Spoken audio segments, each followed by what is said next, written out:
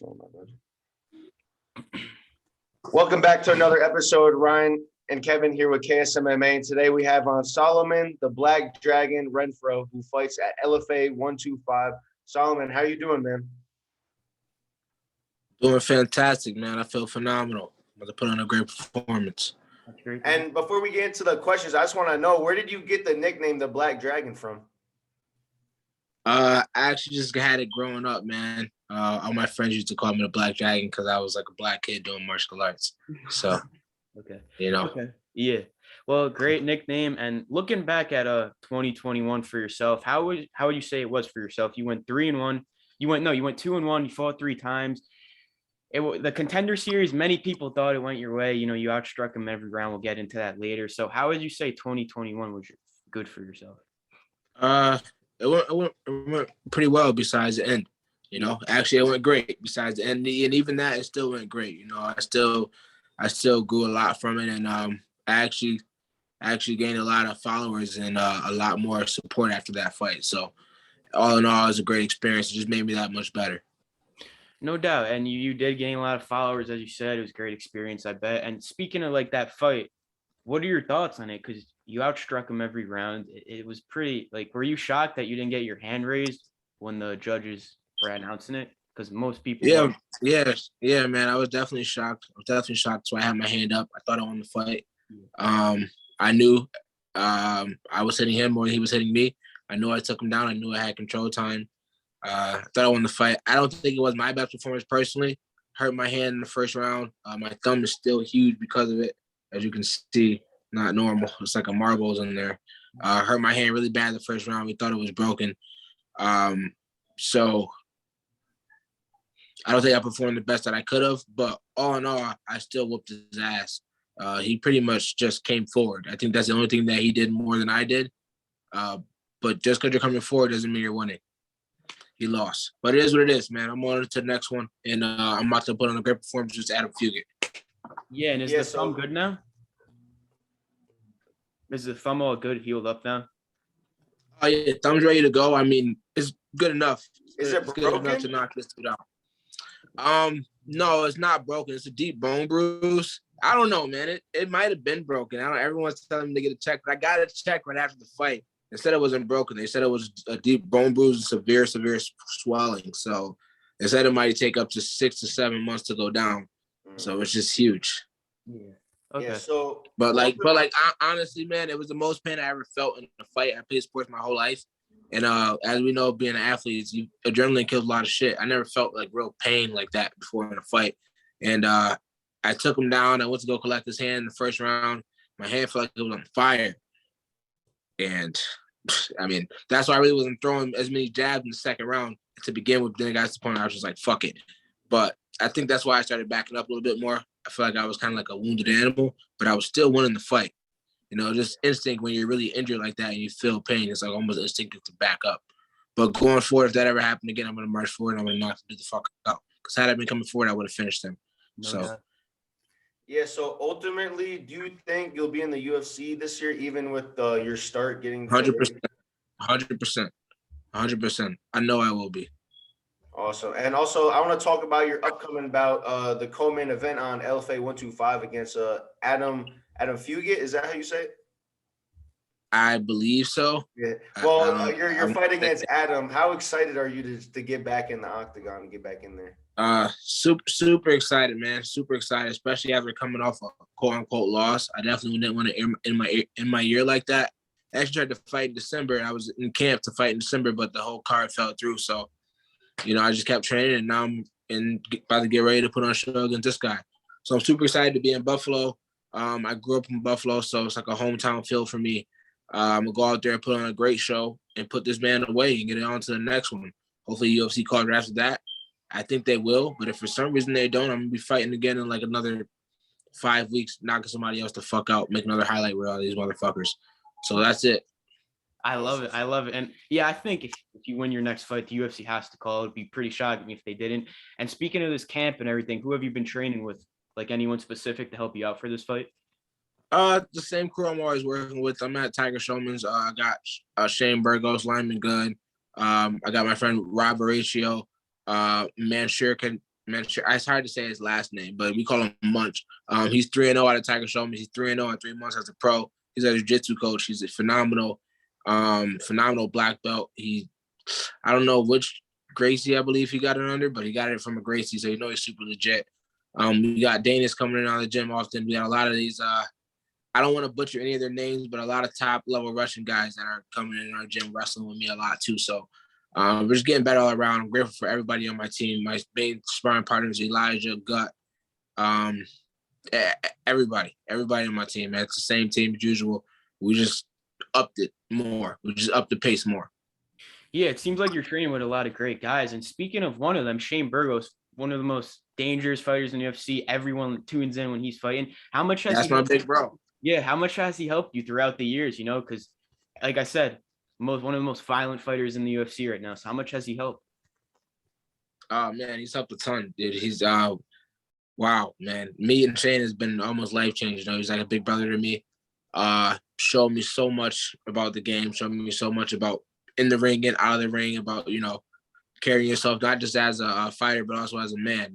So he's a great role model for me. It's a big brother, and I'm very grateful to have him in my corner.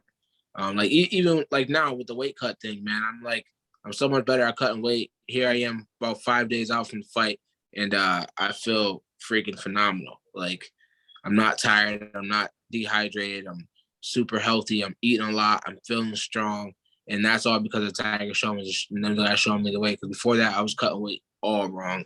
So obviously, I was still making it. I never missed weight before, but I was cutting weight all wrong. Will he be cornering you for this upcoming fight?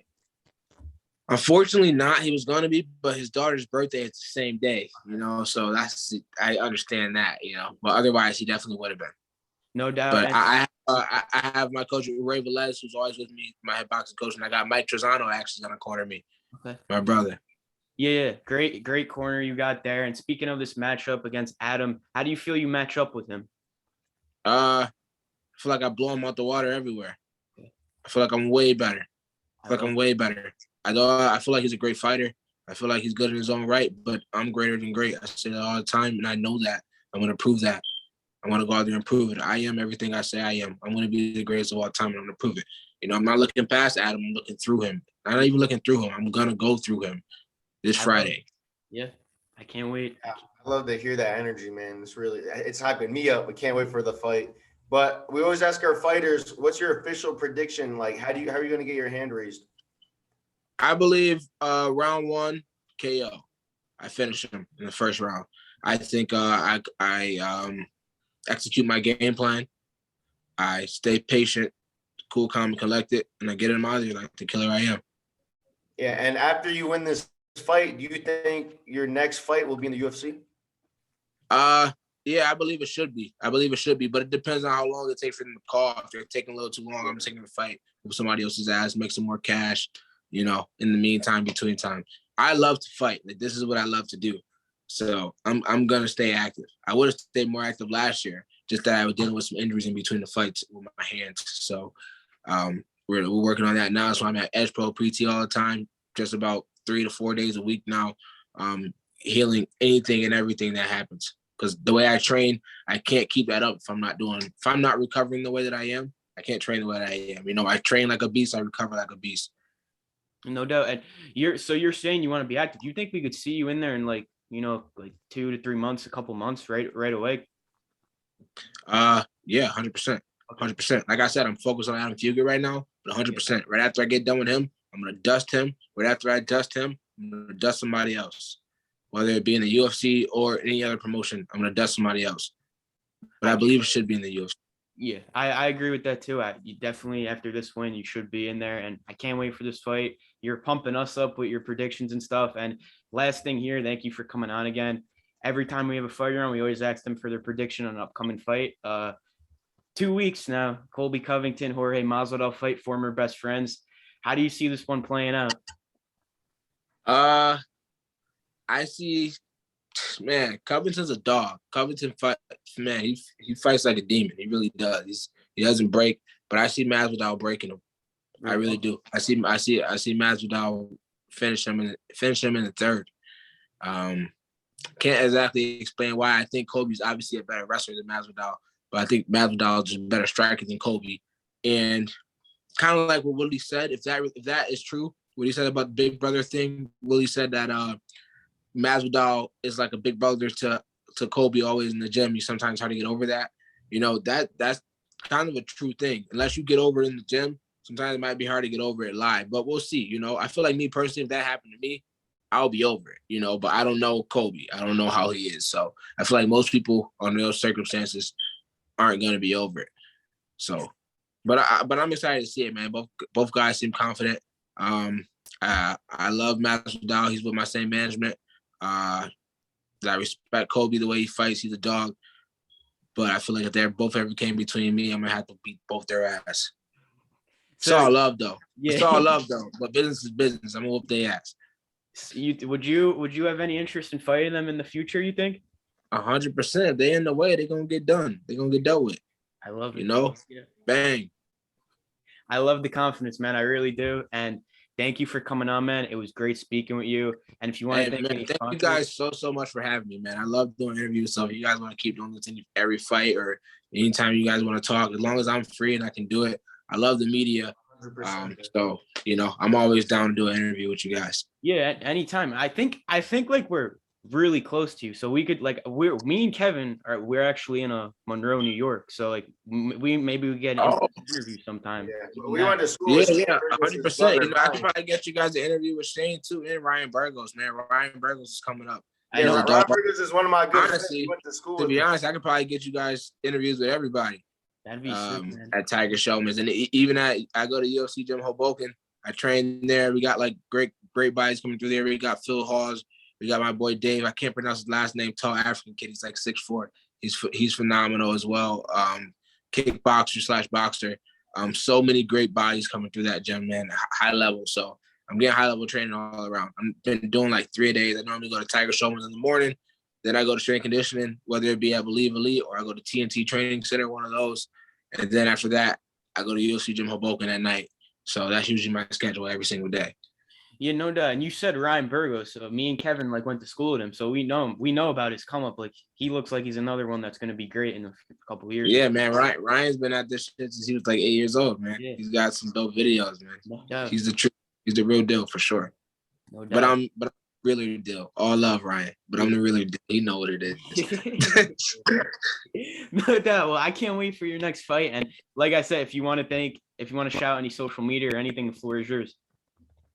Man, shout out to you guys. Thank you guys for giving me the time to do the interview. Shout out to all my sponsors. It's hard to list them all right now because there's a ton of you guys.